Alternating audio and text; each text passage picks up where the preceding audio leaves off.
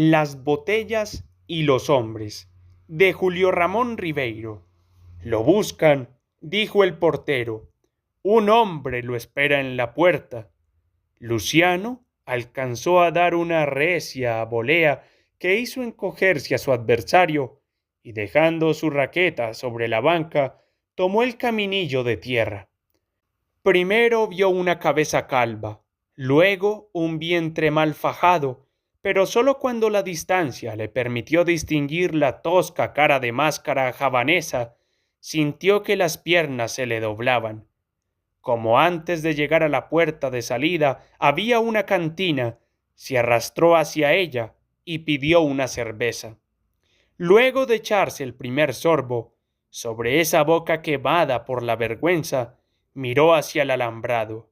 El hombre seguía allí parado, lanzando de cuando en cuando una mirada tímida al interior del club. A veces observaba sus manos con esa atención ingenua que prestan a las cosas más insignificantes las personas que esperan. Luciano secó su cerveza y avanzó resueltamente hacia la puerta. El hombre, al verlo aparecer, quedó rígido, mirándolo con estupefacción. Pero pronto se repuso y sacando una sucia mano del bolsillo, la extendió hacia adelante. Dame unas chauchas, dijo. Necesito ir al Callao. Luciano no respondió. Hacía 8 años que no veía a su padre. Sus ojos no abandonaban esos rasgos que conociera de niño y que ahora le regresaban completamente usados y refractados por el tiempo. ¿No has oído? Repitió. Necesito que me des unas chauchas. Esa no es manera de saludar, dijo Luciano. Sígueme. Mientras caminaba, sintió unos pasos precipitados y luego una mano que lo cogía por el brazo.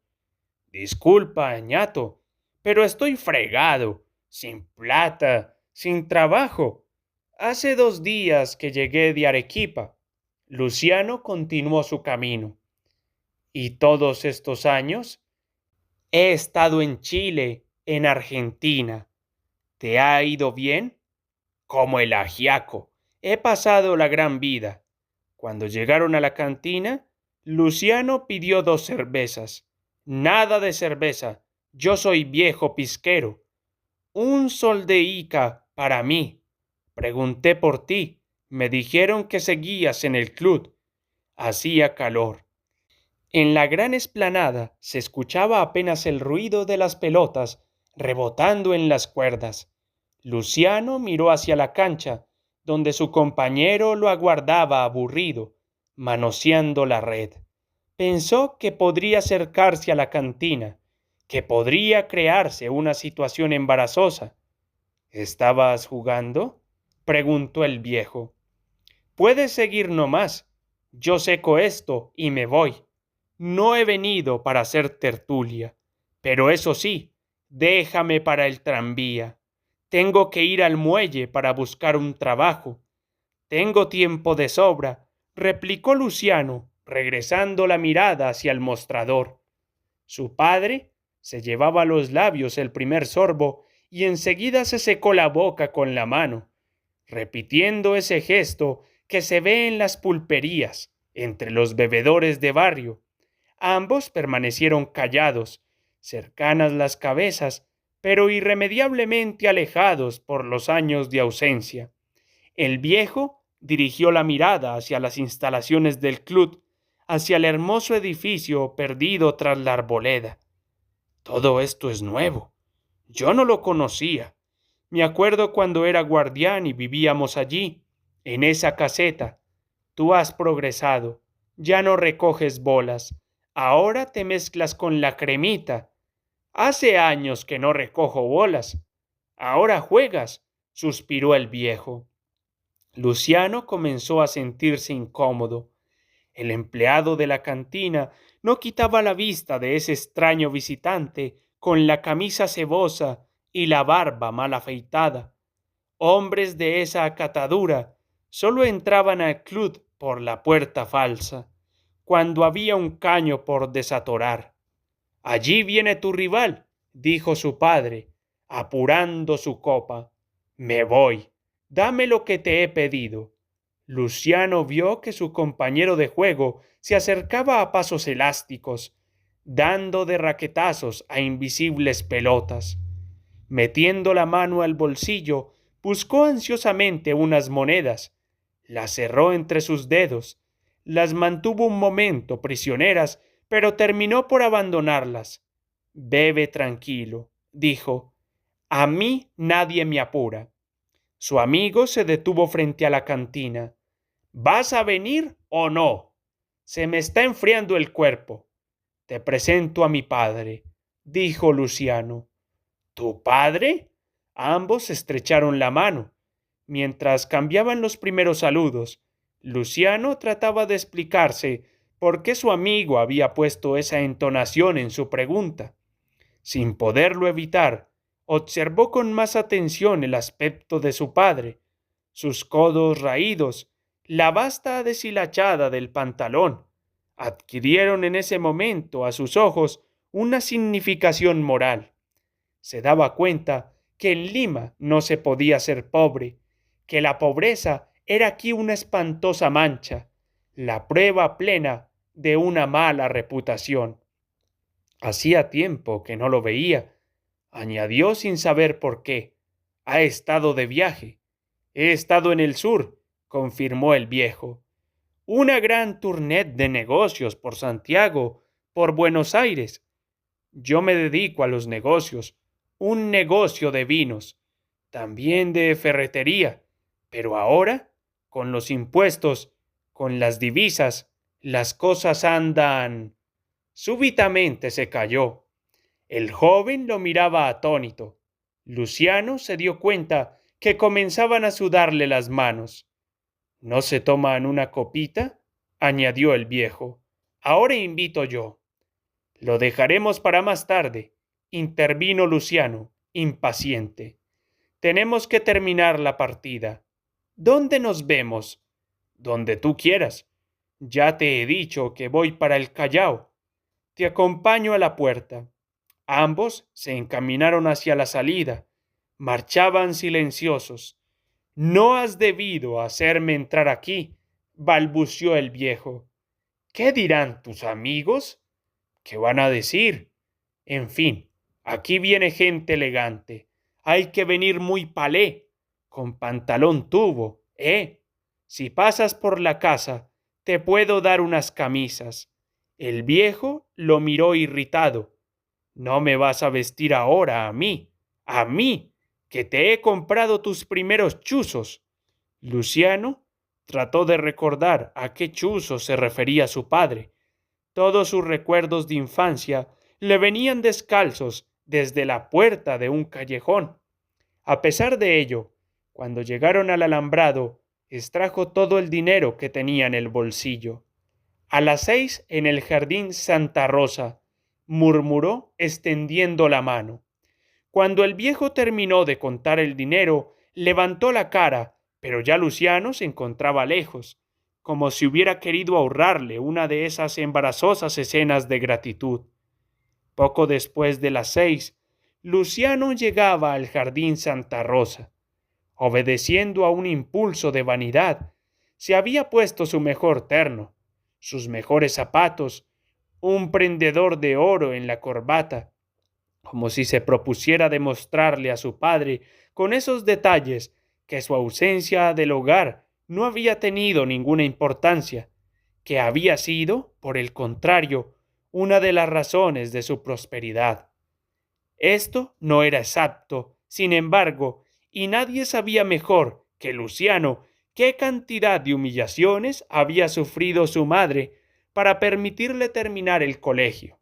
Nadie sabía mejor que él, igualmente, que esa prosperidad que parecía leerse en su vestimenta, en sus relaciones de club, donde servía de pareja a los socios viejos y se emborrachaba con sus hijos, era una prosperidad provisional, amenazada, mantenida gracias a negocios oscuros. Si el club lo toleraba, no era ciertamente por razones sociales, sino porque Luciano Aparte de ser el infatigable sparring, conocía las debilidades de los socios y era algo así como el agente secreto de sus vicios, el órgano de enlace entre el AMPA y el salón. Lo primero que vio al cruzar el umbral fue a su padre, bajo el emparrado, bebiendo aguardiente y conversando con dos hombres.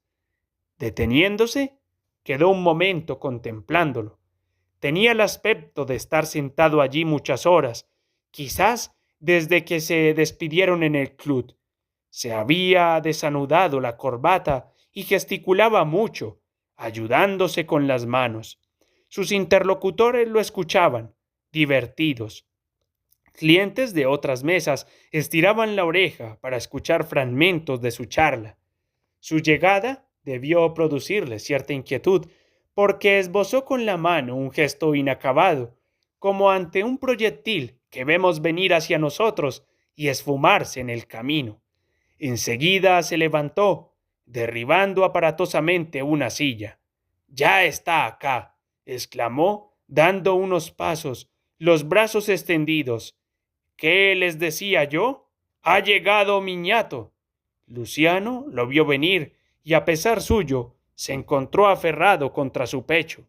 Durante un tiempo que le pareció interminable, sufrió la violencia de su abrazo. A sus narices penetraba un tufo de licor barato, de cebolla de picantería. Este detalle lo conmovió y sus manos, que al principio vacilaban, se crisparon con fuerza sobre la espalda de su padre. Luego de tantos años, bien valía la pena de un abrazo.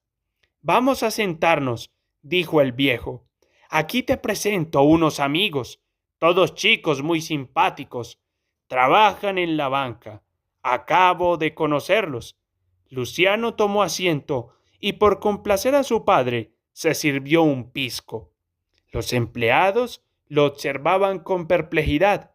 El prendedor de su corbata, pero sobre todo el rubí de su anular, parecía dejarlos cavilosos. No veían verdaderamente relación entre ese viejo ceboso y charlatán y esa especie de mestizo con aires de dandy. «El chico es ingeniero», mintió el viejo. «Ha estudiado en La Molina. Siempre sacó las mejores notas. Yo también, cuando estaba en la facultad. ¿Te acuerdas, Luciano?» Luciano permanecía silencioso y dejaba hablar a su padre. Al acudir a esa cita, su intención primera había sido acosarlo a preguntas, irlo acorralando hasta llegar a esa época de abandono en la cual todos los reproches eran posibles. Pero la presencia de los empleados y esa primera copa de pisco lo habían disuadido. Comenzaba a olvidarse de su ropa, de sus rencores, y a penetrar en ese mundo ficticio que crean los hombres cuando se sientan alrededor de una botella abierta. La mirada perdida en el fondo del jardín veía un grupo de parroquianos jugar a las bochas. De vez en cuando su padre le pedía confirmar un embuste y él repetía maquinalmente: «Es verdad». El rumor de su voz, además, irrigaba zonas muertas de su memoria. Había un partido de fútbol al cual su padre lo condujera de niño, algunas monedas de plata que le dieron acceso al paraíso de los turrones. «Vamos a jugarnos un sapo», exclamó el viejo. «A ver tú, caballerazo, pásame la dolorosa». El mozo se acercó. Luciano se vio conducido por su padre a un rincón.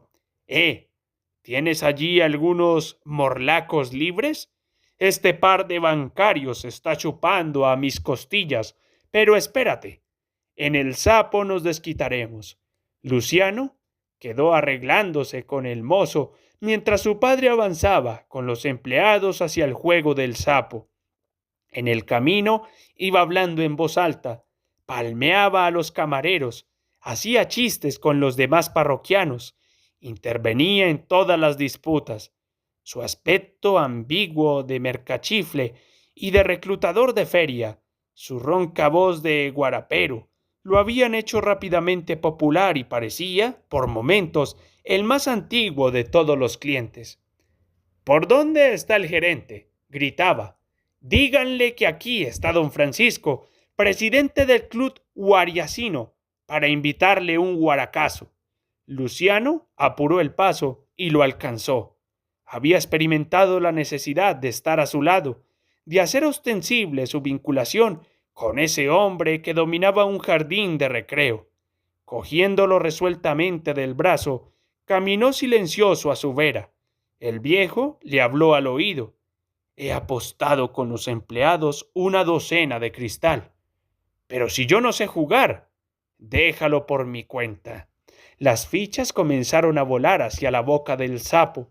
Los empleados, que estaban un poco borrachos, las arrojaban como piedras y descascaraban la pared del fondo. Su padre, en cambio, medía sus tiros y efectuaba los lanzamientos con un estilo impecable. Luciano no se cansaba de observarlo. Creía descubrir en él una elegancia escondida que una vida miserable había recubierto de gestos vulgares sin llegar por completo a destruir. Pensó cómo sería su padre con un buen chaleco y se dijo que bien valía la pena obsequiarle el más lujoso que encontrara. Mientras tanto, las botellas de cristal se vaciaban.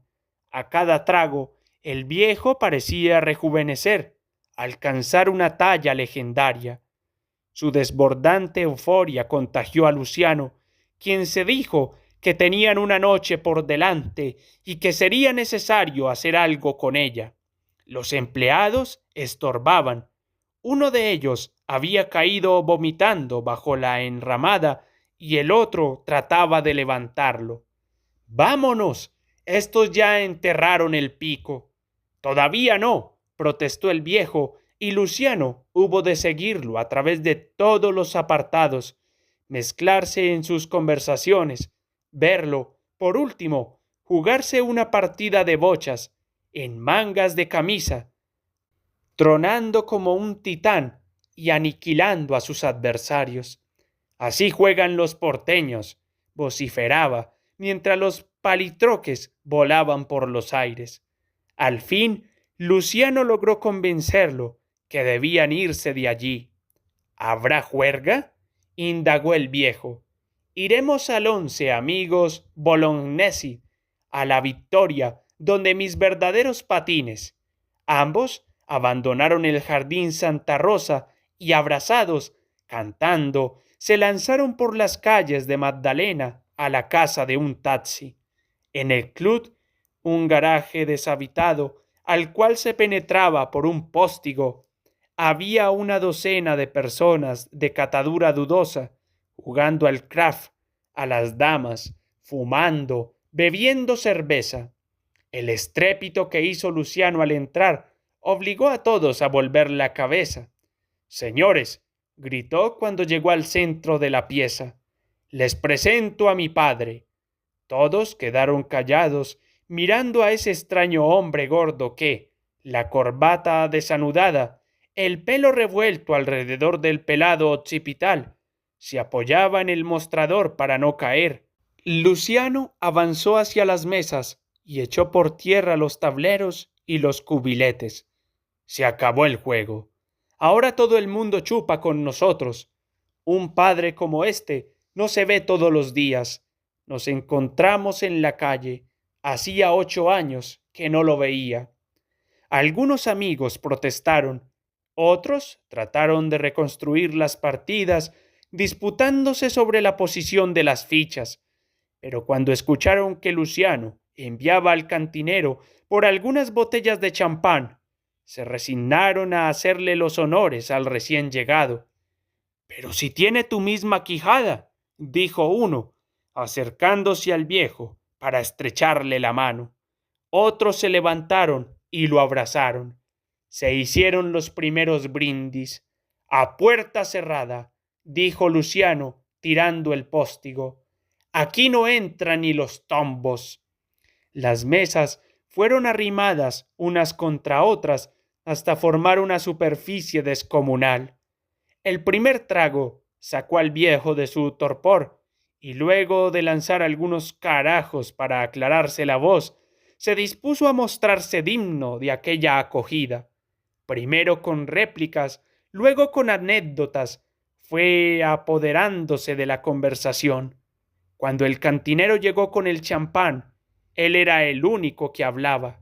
Sus historias, contadas en la sabrosa jerga criolla, inventadas en su mayoría, interrumpidas, retomadas, vueltas a contar de una manera diferente, adobadas con groseros refranes de su cosecha, con invocaciones a vals populares, provocaban estallidos de risa. En un rincón, Luciano asistía mudo a esta escena. Sus ojos animados, en lugar de posarse en su padre, viajaban por los rostros de sus amigos. La atención que en ellos leía, el regocijo, la sorpresa, eran los signos de la existencia paterna. En ellos terminaba su orfandad. Ese hombre de gran quijada lampiña, que él había durante tantos años odiado y olvidado, adquiría ahora tan opulenta realidad que él se consideraba como una pobre excrescencia suya, como una dádiva de su naturaleza. ¿Cómo podría recompensarlo? Regalarle dinero, retenerlo en Lima, meterlo en sus negocios, todo le parecía poco. Maquinalmente se levantó y se fue aproximando a él con precaución. Cuando estuvo detrás suyo, lo cogió de los hombros y lo besó violentamente en la boca. El viejo, interrumpido, hizo un movimiento de esquive sobre la silla. Los amigos rieron. Luciano quedó desconcertado. Abriendo los brazos a manera de excusa, regresó a su silla. Su padre prosiguió, luego de limpiarse los labios con la manga. Se hablaba de mujeres. Luciano se sintió de súbito triste. En su copa de champán quedaba un concho espumoso. Con un palillo de fósforo perforó sus burbujas mientras se acordaba de su madre, a quien visitaba de cuando en cuando en el callejón, llevándole frutas o pañuelos. Su atención se dispersaba. Alguien hablaba de ir a las calles alegres de la Victoria. Siempre era así. En las reuniones de hombres, por más numerosas que fueran, siempre llegaba un momento en que todos se sentían profundamente solos. Pero eso no era lo que lo preocupaba. Era la voz de su padre. Ella se aproximaba, hacía finta sobre una zona peligrosa. Luciano sintió la tentación de hundir la frente entre las manos, de taparse los oídos. Era ya tarde. ¿Y cómo está la vieja? La pregunta llegó desde el otro extremo de la mesa, a través de todas las botellas. Se había hecho un silencio. Luciano miró a su padre y trató de sonreír.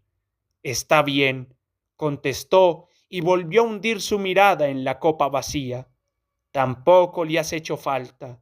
Nunca ha preguntado por ti. Hace 8 o 10 años que no le veo ni el bulto, prosiguió el viejo, dirigiéndose a los amigos. ¿Cómo corre el tiempo? Nos hacemos viejos. ¿No queda más champán para mí? Vivíamos en un callejón, vivíamos como cerdos. ¿No es verdad, Luciano? Yo no podía aguantar eso.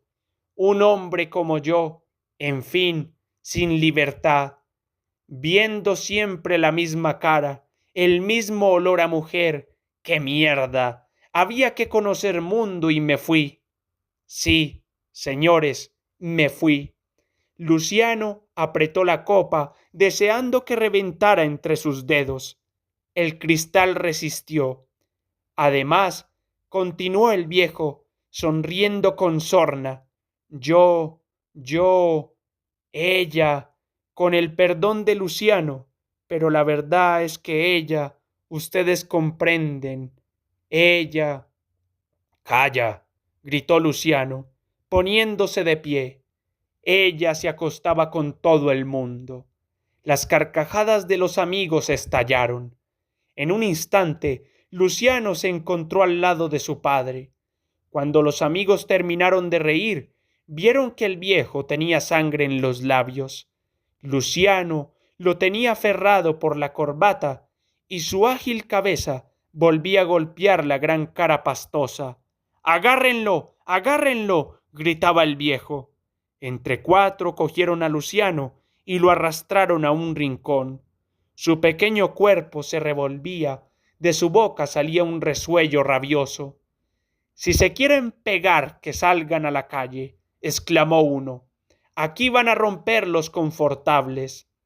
Luego de un forcejeo en el cual intervinieron todos los amigos, no se sabía si para contenerlos o para expulsarlos, Luciano y su padre se encontraron en la calle.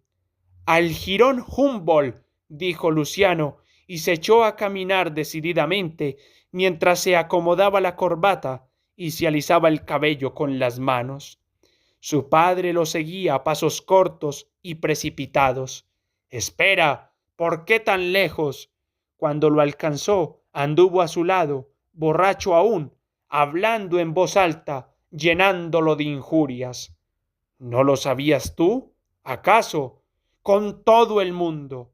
¿Quién daba para el diario? Entonces, al llegar al jirón Humboldt, comenzaron a recorrerlo, buscando una transversal oscura. Luciano se sentía fatigado. Pensaba en las 100 formas de enfrentarse a un rival corpulento y pesado, evitar el cuerpo a cuerpo, fintear provocando la fatiga, tierra en los ojos o una piedra metida con disimulo en el bolsillo de su saco. —Acá —dijo el viejo, señalando una bocacalle penumbrosa en medio de la cual pendía un foco amarillo. En el tapabarro de un colectivo abandonado dejaron sus sacos. Luego se remangaron la camisa. Luciano metió la basta de su pantalón bajo la liga de sus medias. Cuadrándose, tomaron distancia. Luciano vio que su padre tenía la guardia abierta y que su gran vientre se le ofrecía como un blanco infalible. A pesar de ello, retrocedió unos pasos. El viejo se aproximó. Luciano volvió a retroceder. El viejo continuó avanzando. —¿Me vas a dar pelea? Aguárdate que te calzo. Luciano llegó a tocar la pared con la espalda e impulsándose con las manos, arremetió hacia adelante. De un salto salvó la distancia y ya iba a descargar su puño cuando advirtió un gesto, tan solo un gesto de desconcierto, de pavor en el rostro de su padre, y su puño quedó suspendido en el aire. El viejo estaba inmóvil. Ambos se miraban a los ojos como si estuvieran prontos a lanzar un grito. Aún tuvo tiempo de pensar Luciano. Parece que me miro en un espejo. Cuando sintió la pesada mano que le hendía el esternón y la otra que se alargaba rozando sus narices, recobrándose, tomó distancia y recibió a la forma que avanzaba con un puntapié en el vientre.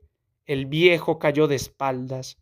Luciano cruzó velozmente por encima de él y recogiendo su saco corrió hacia la esquina. Al llegar al jirón Humboldt se detuvo en seco. El cuerpo continuaba allí. Se le veía como un animal atropellado, en medio de la pista. Con prudencia se fue acercando. Al inclinarse, vio que el viejo dormía, la garganta llena de ronquidos. Tirándolo de las piernas, lo arrastró hasta la vereda. Luego volvió a inclinarse para mirar por última vez esa mandíbula recia, esa ilusión de padre que jamás volvería a repetirse. Arrancando su anillo del anular, lo puso en el meñique del vencido, con el rubí hacia la palma. Después encendió un cigarrillo y se retiró, pensativo, hacia los bares de la Victoria. Berlín, 1958.